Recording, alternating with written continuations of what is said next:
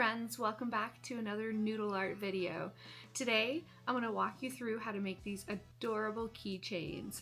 These set are inlay art that I have designed myself, and they feature some fun things like fries and ketchup and even cereal and milk. Come along and watch as I build these, and I hope you enjoy.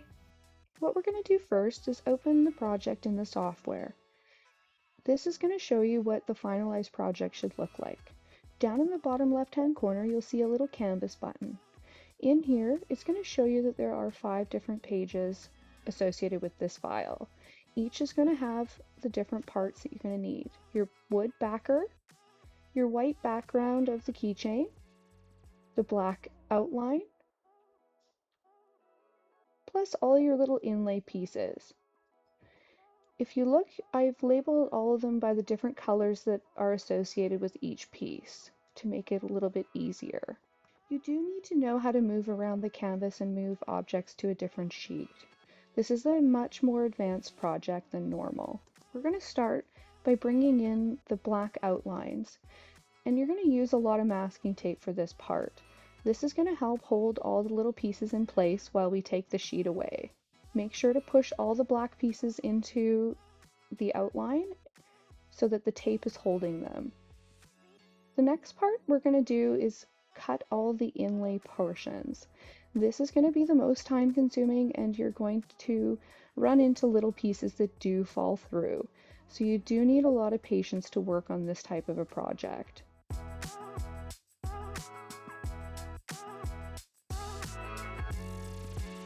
Start by pushing out all of your black outline pieces and make sure that that masking tape is holding all your pieces in place. I'm going to now use some Gorilla Tape, and this is going to help to pull off the masking while I work. This is a step that I think that is really helpful when you're doing a lot of these inlay pieces. It might seem a little bit wasteful, but it saves a lot of time. I find working on these inlay pieces quite calming and relaxing. There are lots of little details associated with them, but I actually find that the finicky stuff I really enjoy. So what we're going to do is just continue to take out the black parts of our outline and keep just the eyes and the mouths and anything like the seeds that we need in order to put them back into place.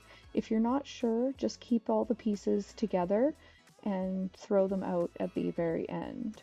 Now grab a coffee and just sit and watch as I put these all back into place.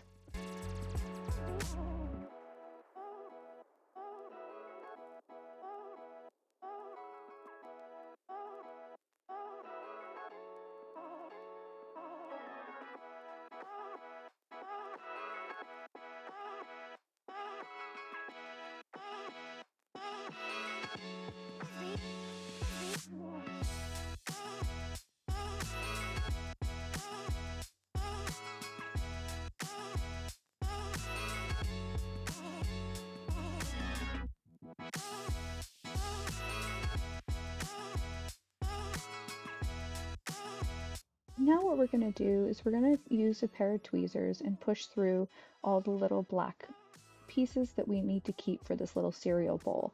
All the little centers of the hoops need to be saved to be pushed back into place. I know this seems like a lot of work and it is quite finicky, but the results are truly amazing. If this seems really overwhelming and you don't know where to start, just start by cutting out one individual outline, background, and inlay. This way you can just isolate each piece and work on one at a time. It takes a bit longer, but it's a great way to start. Now we're going to start by placing the colored portions inside our outlines.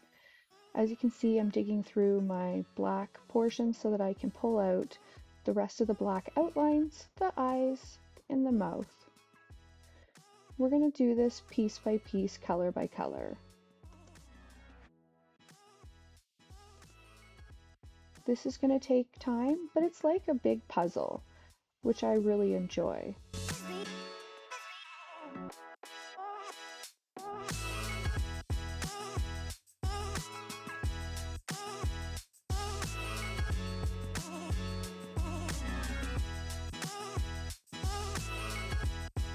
Having a good set of tweezers is key for these type of projects. I really like these ones I get off of Amazon by Hosen. They're stainless steel and they're super strong so the tips don't bend and break over time. I prep all of my acrylic sheets with dual tight double-sided tape. I've been testing out this brand for a few months now, since the fall, and I find that I like it actually a lot better than the 3M.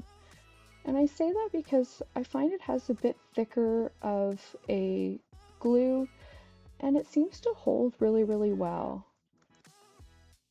I made a bag tag that I even traveled with recently, and I've had it on there for about 2 months, and none of the little pieces have popped out at all, even including the little whites of the eyes. So I'm really happy with the dual tight sheets, and I definitely support this brand over the 3M. As you can see, these projects take a lot of time and energy and effort. They are not for everybody, but if you do like puzzles, this is definitely a project I do recommend trying. I have some easier inlay pieces that you can start with, like my pocket hugs, which are a lot less detailed and the pieces are a lot larger.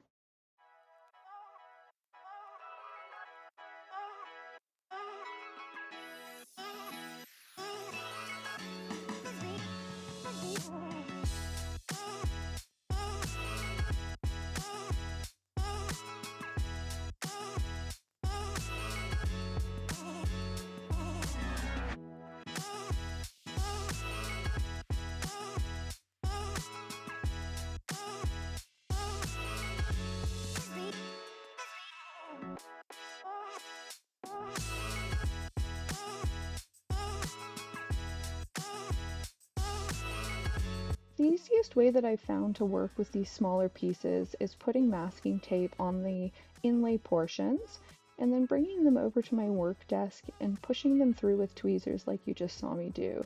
That's going to help to hold all the pieces into the same shape that they were so that you know where the pieces go. Sometimes the pieces fall off and you just have to try and work out where they go, but if you can use masking tape, it will make your life a lot easier.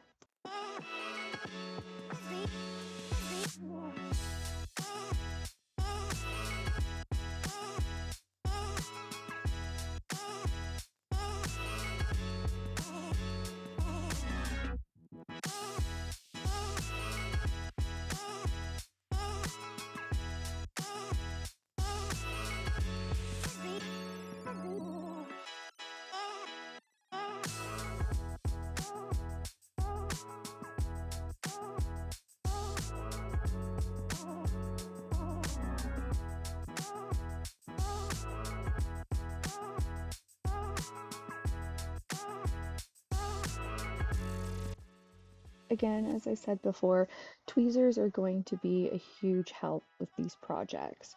They're going to become a second set of hands when working with these tiny pieces. It's going to allow you to help take off masking, push down the pieces, get them into the right spot. Overall, tweezers are a must.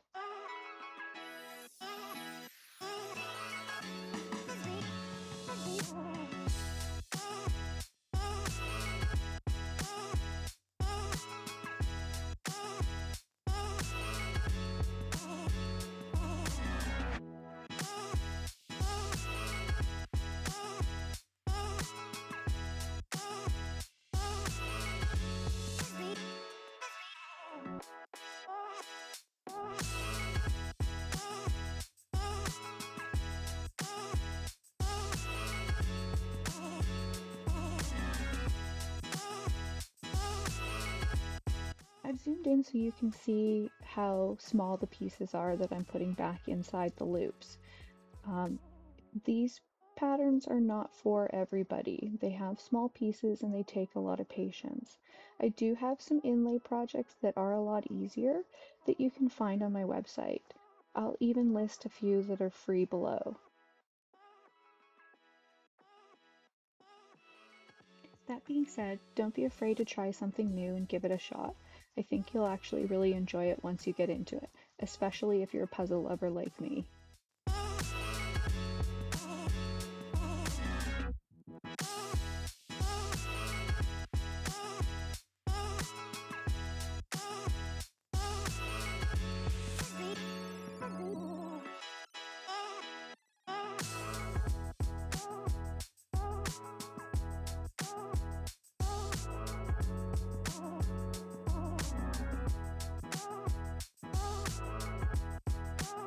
now back to my trusty Gorilla Tape. I'm going to use this to peel up the masking off the front of my pieces.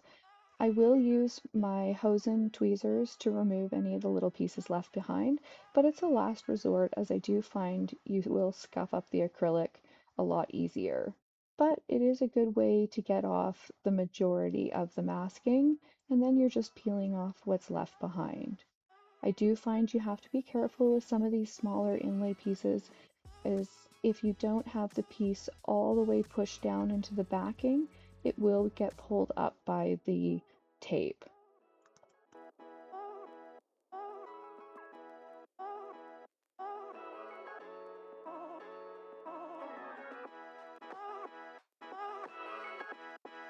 I do love how these pieces start to come to life as you remove the masking, and you get to see all the fun colors below.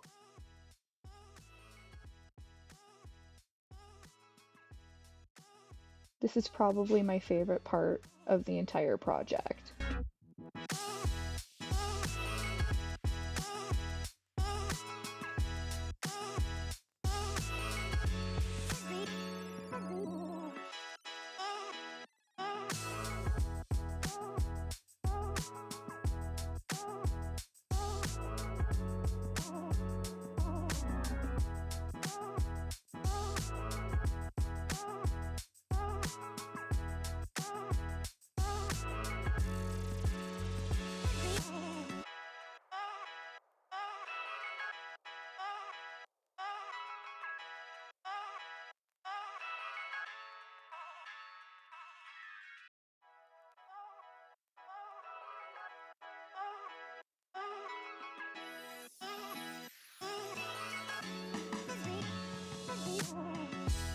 Now it's time to sand our wood backers. I am going to use my little Milwaukee sander to sand off all of the excess soot, and then I'm going to use a little air compressor to blow off any of the dust that's left inside of the words.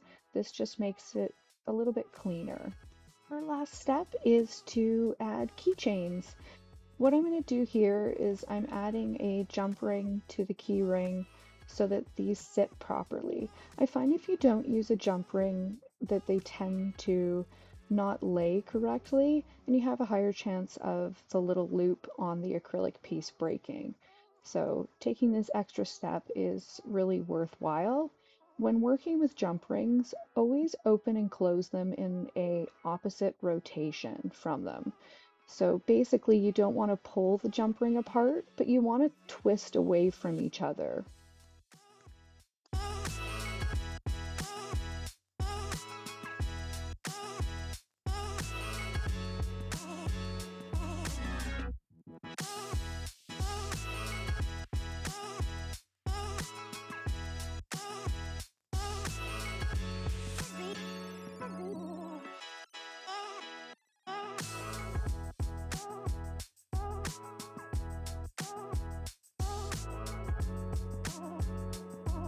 Very last step now is adding our packaging. I'm just using a little loop that has a metal end on it so that they hold onto the back of the wood, but it has elastic for the front portion. And this helps to hold down my keychains. And then what I'll do is add these little cards into a Mylar bag with my branding on the back. And that's how I package up my pieces.